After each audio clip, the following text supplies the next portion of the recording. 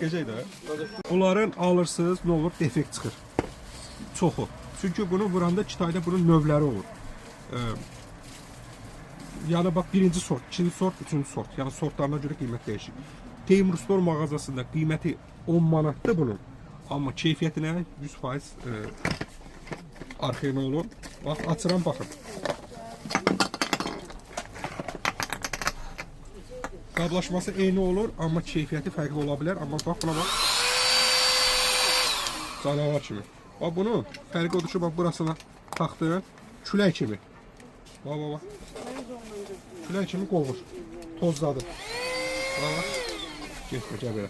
Bax, daha sonra da bunu taxırsa, toz sovranı, sadə bildiyimiz toz sovran olur. İçində filtri də var, yəni içində zezbir motoruna zibil getməsin. Ünvanımız Əhmədlidir, Seyləzim Şirvani 1B-də. Həm toz sovran, belə şotkası da var içində.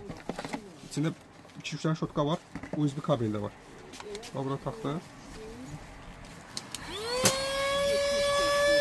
Gördün, onu çıxardım.